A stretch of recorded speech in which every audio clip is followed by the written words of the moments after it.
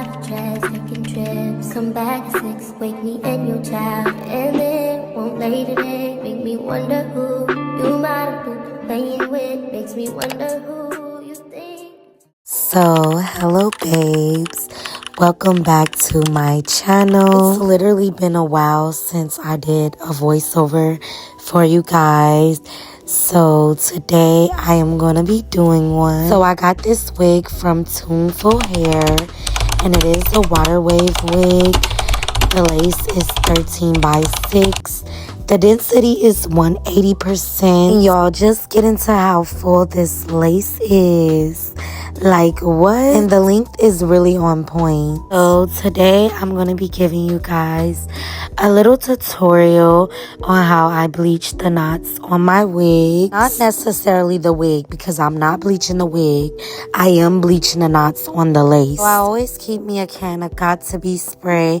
By the way, I gotta go back to the hair store and restock. With the Got2b spray, I just spray it right there on the hairline of the lace. And I like to push all the hairs back so that it won't over bleach the hair on the knot. Always spray Got2b spray in the inside of the lace so that it could stick. And guys, my favorite bleach is Quick Blue. Quick Blue works really good and really instant. Have me a thing of 40 developer. I gotta keep me some plastic butter knives. So as you guys can see, these knots are ready to be bleached. The hair is pushed back and it is ready for a fag. Always put the bleach powder in the bowl first. It's easier to measure when you put it in there before the developer. The developer comes after that because you have to mix it. If you don't have enough bleach added, you could always add more. You want to get it to a thick and creamy paste, kind of like whipped cream and toothpaste. You need it to be like this so that you can spread it on the lace and it will be enough to spread. So yeah, this is how your bleach should look once you mix it together. If you are a beginner, I would recommend using gloves because you can bleach your fingers. Trust me, I've done it before. You could actually bleach your fingers and your hands. I always whip that bleach on the knots and I always spread it like as if I was spreading peanut butter and jelly. I'm sure you guys know how to spread PB&J on the bread. I've been doing this since I was like 7 or 8 years old. It works so much better spreading it on there as if you're making a PB&J sandwich than just putting it on there aggressive. Because if you put it on there aggressive, it will bleach the hair. And I definitely would not want that for y'all, especially my beginners.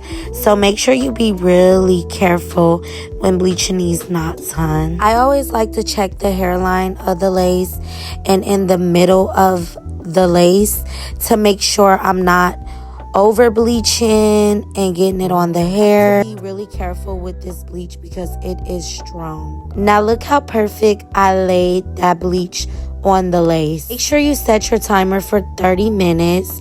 No more, no less. Always keep checking on the lace to make sure it's not over bleaching because sometimes you could walk away and it could over bleach. Get you some purple shampoo from Shimmer Lights Carol's. The purple shampoo gets rid of the orange on the lace. Get into this lace. Like what? It's definitely giving scalp. I always like to leave the Shimmer Lights shampoo on there for at least 5 minutes. You want the purple shampoo to literally soak on the lace so that it could get it good and make sure the lace is transparent in HD. Now, I am really obsessed with making your lace look like it's your skin and look like it's coming out your scalp. So I like to be really careful when I'm doing it. You also want to invest in some scented shampoo. It doesn't matter the brand, just make sure it's shampoo. You can use conditioner as well, but I always use shampoo. You get all of the bleach off of the knots and out of the hair.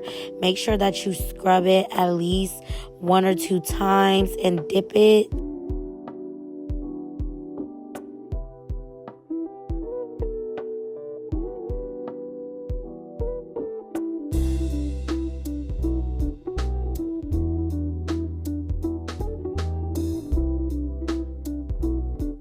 Now this lace is eating all the way down. It's literally blending in with my skin. Before I bleached the knots were black.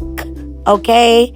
So I did a really good job. And some knots bleach quicker than others.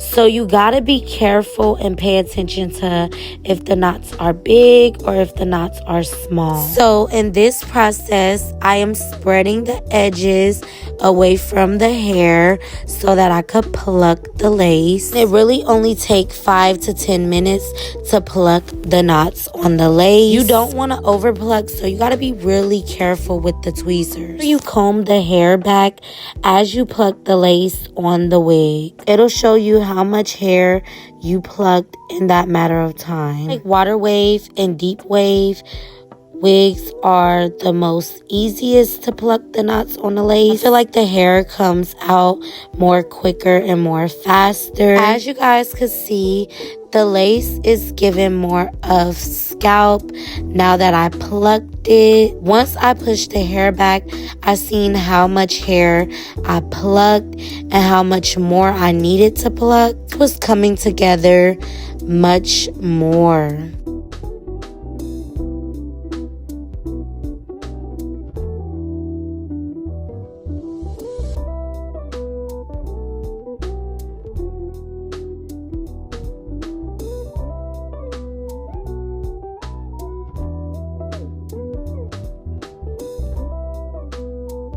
So yeah, get into the lace then versus now. The lace is plucked and bleached and it looked like it's gonna melt straight into the skin. I actually ate down on this lace, I'm not gonna lie. But yeah guys, the link to this hair will be in the description below. It's only been a day later. My hair still looks good. And y'all, the hair is definitely true to length. Look really good. I'm thinking about changing the style next time I like style it before I take it off.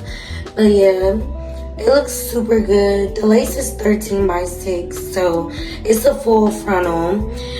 You could practically style it, but after the bleaching and everything, definitely turned out to be cute. Yeah, y'all gonna have to click that link in the description below and go shop. I hate this style, I'm not gonna lie. Like, I can't stop getting into this style because I hate down. Like I said, y'all, I done redid these ponytails like 50,000 times because they keep like leaning to the side.